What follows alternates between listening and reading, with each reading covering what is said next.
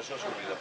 Pero eso es por un lado, y por otro lado es que el defender los derechos no puede significar, no puede dar con los sindicalistas en la calle, o sea, y con los compañeros. O sea, es que nos ponemos a defenderlo, no nos metemos con nadie, y resulta que al final nos encontramos con los imputados y que además todo es ficticio, por ejemplo, como el caso del amigo Galán, el compañero Galán, que lo coge la policía, lo corre a palos y ahora se encuentra con una demanda de 3 policías por agresión y por atentar contra la autoridad. O sea, vamos a ver, con las manos en los bolsillos, atentar contra la autoridad yo creo que es difícil, ¿no? Que deja pegado con la cabeza en la puerta. Sí.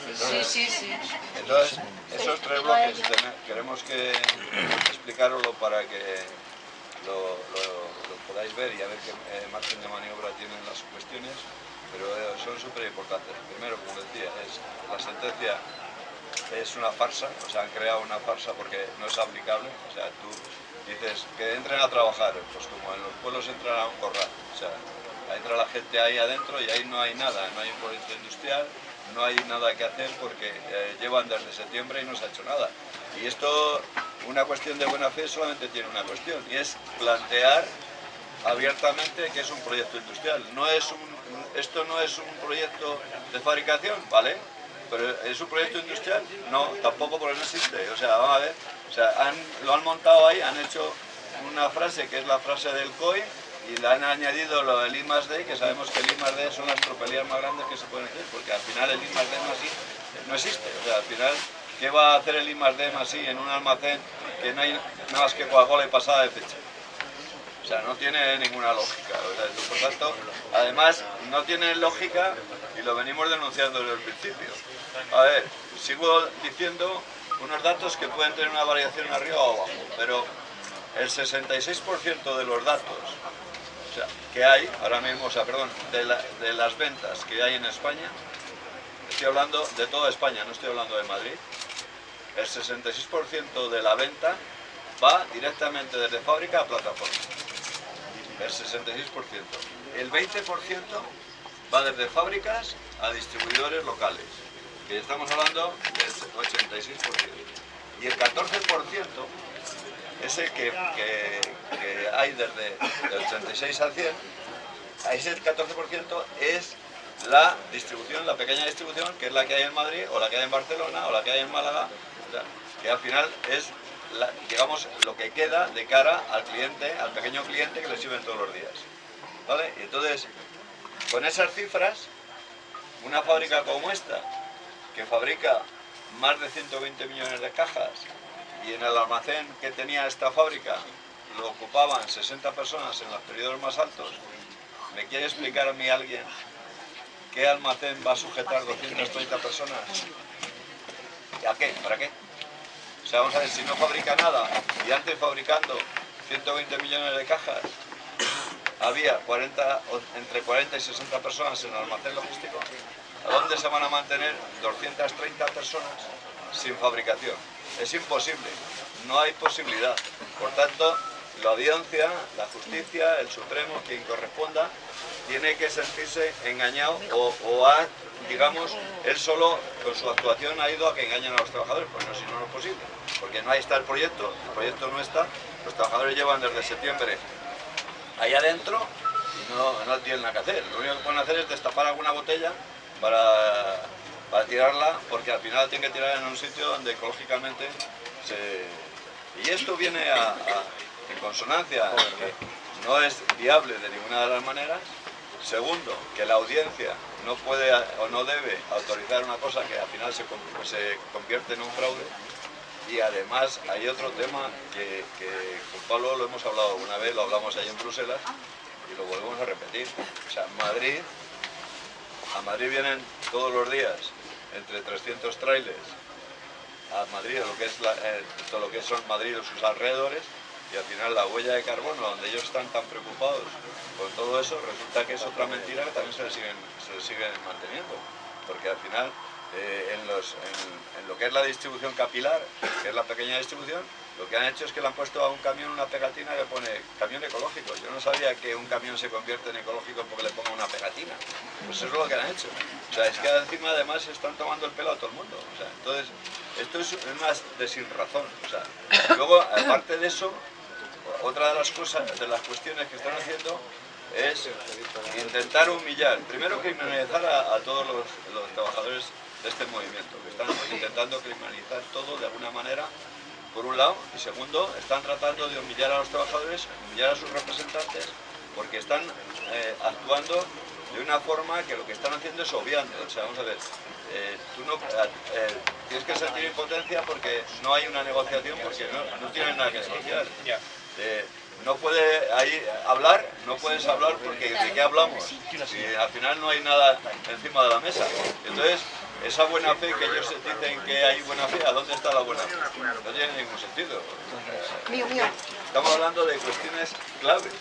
O sea, estamos hablando de un conflicto que los trabajadores han recuperado su puesto de trabajo a través de la justicia, a través de su lucha, y ahora se encuentran de que no hay puesto de trabajo. Entonces, yo creo que eso es un tema que es bueno que al final se trate de donde se tenga que tratar y al final demos...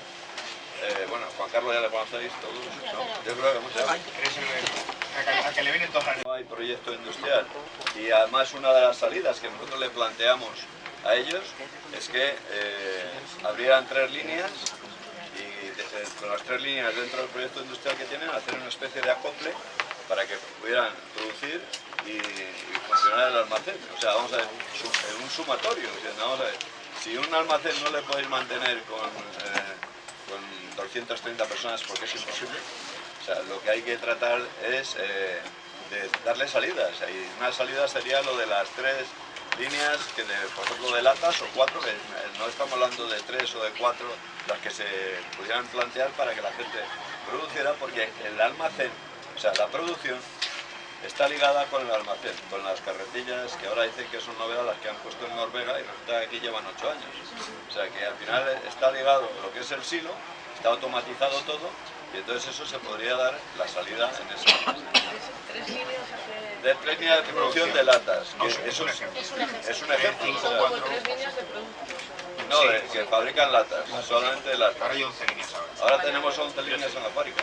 Pero nosotros decimos que para dar salida hablamos de con 3 o 4 las que ellos dijeran que se pudiera ver, que estuviera dentro del proyecto.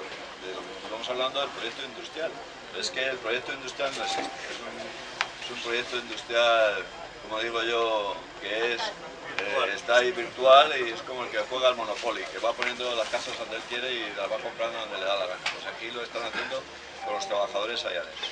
Y luego el otro apartado, que es un apartado que además estamos convencidos que también tiene mucho que ver, y es que lo que están haciendo con los trabajadores es que los están maltratando psicológicamente, porque al final tú cuando metes 230 trabajadores en una fábrica que no existe como tal y que están ahí que sin saber qué hacer, pues lo que eso está generando un daño psicológico a los trabajadores, pues los trabajadores se levantan por la mañana y vienen desesperados porque no tienen nada que hacer y todos sabemos que el ser humano tiene que necesitar motivación para poder funcionar, o sea, porque al final un trabajador no puede venir muerto aquí por la mañana, ¿yo qué hago hoy? Nada, y mañana nada, y pasado nada.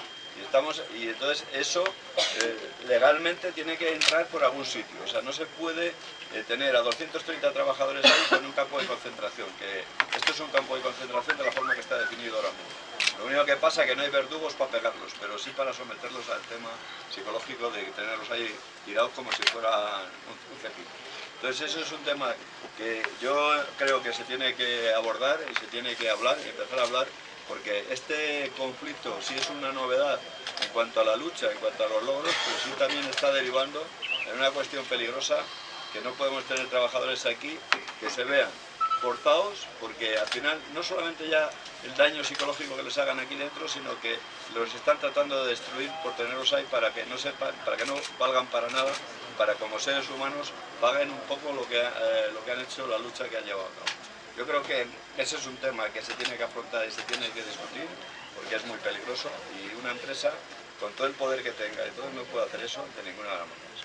Y eso tenemos que entre todos, en los organismos, donde sea, tenemos que lograr, porque de hecho, no, es un derecho reconocido, es que entonces, por el estatuto, el derecho a la ocupación efectiva. Entonces es que No puedes tener a gente no sin se puede. hacer nada porque Lo que pasa es que ellos lo están haciendo una cosa, y es que teniendo una sentencia que les obliga a readmitir a los trabajadores y darles trabajo, ellos los meten aquí y ahora los dejan sin trabajo.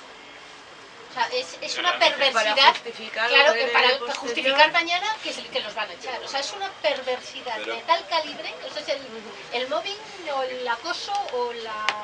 Pues es una perversidad elevada a la enésima potencia. A mí esta gente me ha obligado, me ha llevado por su trayectoria sindical, por su actividad política, porque al fin y al cabo todos estos que hemos comentado, Juan Carlos, Galán, etcétera, etcétera, son presos políticos a la usanza que eran hace 30 años, ¿eh? O sea, exactamente igual, era lo mismo que los del juicio 1001. No han hecho nada más que lo mismo que los del juicio 1001, ¿vale? Entonces, a esta gente como nosotros hemos promovido este conflicto, lo que están haciendo ahora es que hay una sentencia que les dice tienes que meterlos, o sea, tienes que readmitirlos y tienes que ponerles en sus puestos de trabajo. Y dicen, vale, pues los readmito, pero no les doy otro trabajo. O sea, no hay trabajo. ¿Qué les queda? Pues dentro de lo que aguante, el que más aguante psicológicamente, el que pueda pues sobrevivir, porque eso es una lacra, tanto personal como laboral para la persona.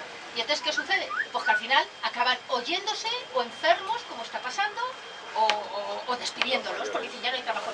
Van a pasar 2 años o 3 y ya no hay trabajo. Y como no hay trabajo, vuelvan otra vez al origen de la situación, que es quiero echar a la gente, y además quiero echarla sin nada. Y además quiero hacerles, como bien ha dicho Bermejo, quiero que purguen el delito que han cometido, que ha sido luchar y pelear por los derechos que están reconocidos constitucionalmente. Por lo tanto, tenemos unos empresarios y unos gobiernos que no solamente delinquen, los que delinquen, sino que existe un gobierno y un sistema judicial que consiente al que delinque.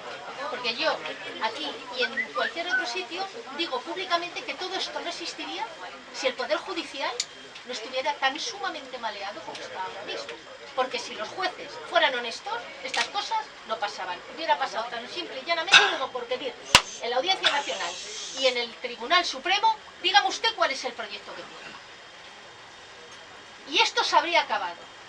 Desde el punto y hora en que hubieran tenido que presentar en la Audiencia Nacional y en el Tribunal Supremo un proyecto avalado por las dos partes, en los que se reconociera, avalado por las dos partes, y no hubieran leído solamente lo que los Sagardois, los Garrigues, los Cuatrecasas, los Uribe Menéndez y demás les han presentado, hubieran actuado en consecuencia y se hubieran dado cuenta desde el primer momento que lo que estaban planteando aquí era una falacia. Juan Carlos, tú planteas los